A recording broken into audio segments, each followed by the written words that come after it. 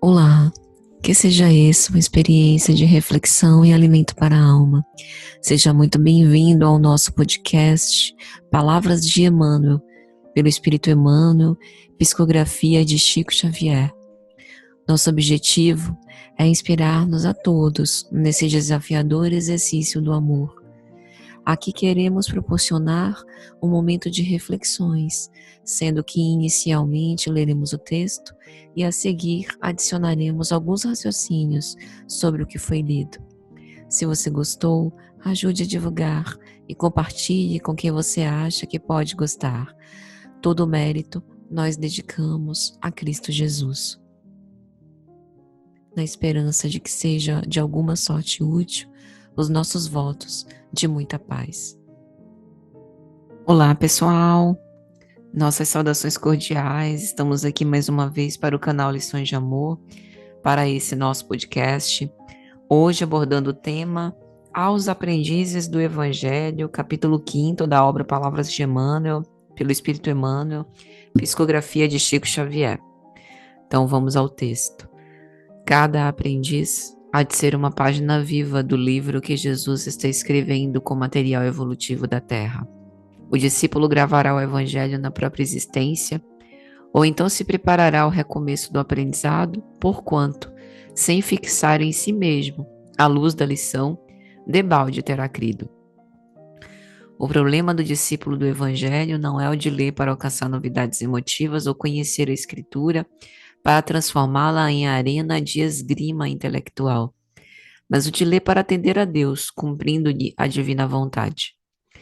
Quando o aprendiz da Boa Nova receber a visita de Jesus e dos emissários divinos no plano interno, então a discórdia e o sectarismo terão desaparecido do continente sublime da fé. Os discípulos de boa vontade necessitam da sincera atitude de observação e tolerância. É natural que se regozijem com o alimento rico e substancioso com que lhes é dado nutrir a alma. No entanto, não desprezem outros irmãos, cujo organismo espiritual ainda não tolera senão o leite simples dos primeiros conhecimentos. Então é interessante a gente observar que essa mensagem de Emmanuel é direcionada especialmente para nós, que nos dizemos aprendizes do Evangelho, que nos colocamos na vida perante essa condição, mas que muitas vezes conservamos uma certa presunção de já saber, né? E não nos abrirmos a aprender nas lições diárias, através das outras pessoas, que inevitavelmente são instrumentos de despertamento nosso, né? Muitas vezes a gente se irrita com certas ações e comportamentos das outras pessoas, quando na verdade nós deveríamos nos questionar o porquê, a motivação, né, dessa irritação, a motivação dessa indignação de nossa parte pelo outro simplesmente ser quem é, porque isso talvez nisso haja um aprendizado melhor em relação a nós mesmos. E é muito interessante Emmanuel dizer que é como se nós fôssemos o quinto evangelho, né? Tem outra mensagem dele em que ele fala sobre isso, que é na obra Luz no Lar, também pela psicografia de Chico Xavier, no capítulo 1, quando ele vai falar do culto cristão no lar. Então tem um trecho que ele vai falar assim: não esqueças assim os impositivos da aplicação com Cristo, no santuário familiar, onde nos cabe o exemplo da paciência, compreensão, fraternidade, serviço, fé e bom ânimo, sob o reinado legítimo do amor, porque, estudando a palavra do céu em 4 evangelhos, que constituem um testamento de luz, somos, cada um de nós, o quinto evangelho inacabado, mas vivo e atuante, porque estamos escrevendo com os próprios testemunhos, a fim de que a nossa vida seja uma revelação de Jesus, aberta ao olhar e apreciação de todos, sem necessidade de utilizarmos muitas palavras na advertência ou na pregação. Ou seja, somos o quinto evangelho inacabado, mas vivo e atuante, que escrevemos com os nossos próprios testemunhos. O que implica dizer que dos evangelhos que a gente já conhece, falta o quinto, né? E esse quinto será nós mesmos, pelas nossas ações, pelos nossos comportamentos que vamos escrever, através de como utilizamos o nosso livre-arbítrio, de como nos tratamos, de como tratamos as outras pessoas.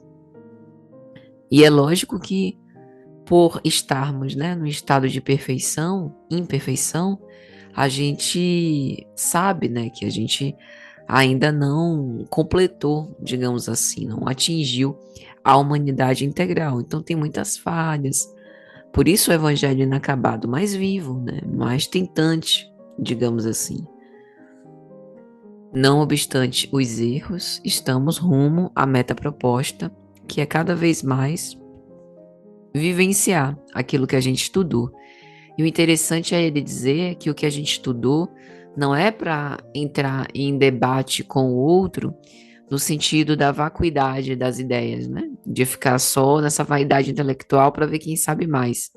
O que ele chama de arena de esgrima intelectual. Mas a gente estuda justamente para tentar alcançar mais profundamente aquilo que Deus espera de nós. E isso é interessante porque na obra O Problema do Seu Destino e da Dor, de Leon Denis, tem um trecho em que ele vai falar: em geral se lê muito, se lê rapidamente e não se medita. Seria preferível ler menos e refletir mais sobre o que se leu. É um meio seguro de fortificar nossa inteligência, de colher os frutos de sabedoria e beleza que as nossas leituras podem conter. E às vezes a gente está preocupado com a quantidade de livros que a gente lê, o que também é importante, mas não sem reflexionar sobre o que a gente lê, né? E basta a gente olhar para o mundo, o quanto de discórdia, de espírito de seita, de intolerância religiosa, quanto à orientação sexual, quanto à expressão do gênero, intolerância contra a classe social, né? Em relação à política, dentro do próprio movimento espírita, né? Que tem a parte dos espíritas progressistas, espíritas de direita, espíritas de esquerda. Então, a gente mesmo divide o nosso movimento, quando na verdade o Cristo fez apologia à fraternidade e à sua multiplicidade de expressões, para que nós fôssemos um só corpo no Cristo, né? Então, realmente ainda é estranho esse evangelho que está na nossa boca, mas não desceu para o nosso coração. E diante de tudo isso, que a gente possa, através da vigilância e da oração, munidos dessa boa vontade, se apropriar dessa fonte, né, de água viva que descedenta, que é o Evangelho, mas sem tentar violentar quem quer que seja, entendendo que nós, como dizia o apóstolo Paulo, já fomos ou ainda somos meninos, e por isso precisamos nos alimentar com alimento de menino. Mas à medida que a gente vai crescendo, esse alimento ganha substância. Então, aqueles que estão ainda no leite, né, dos meninos, que a gente consiga entender a necessidade disso, né, para esse momento, e de que não violente quem quer que seja, né? Então, gente, para fazer uma contextualização com o Evangelho segundo o Espiritismo, vamos ler um trecho do item Desigualdade das Riquezas, que foi escrito por Kardec, está no item 8, do capítulo 16, Não se pode servir a Deus e a Mamon. Logo no primeiro parágrafo, no início do parágrafo, Kardec vai dizer assim: a desigualdade das riquezas é um dos problemas que em vão se procura resolver quando se considera apenas a vida atual.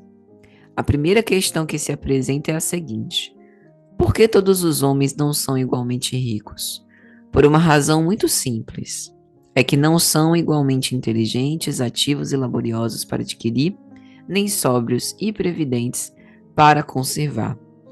E aí ele fala sobre o uso das riquezas, a experiência de cada um de nós nas riquezas e o objetivo de se servir das riquezas com o objetivo de proporcionar meios para que todos possamos evoluir, tanto nós quanto os outros.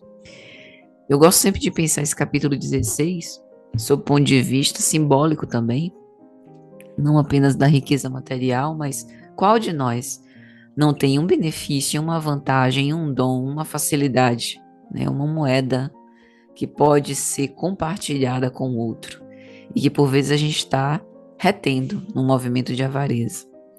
Então, nós aprendizes do Evangelho, nós estamos sendo convidados a repartir, convidados a dividir, convidados a dar dessa melhor parte para os outros.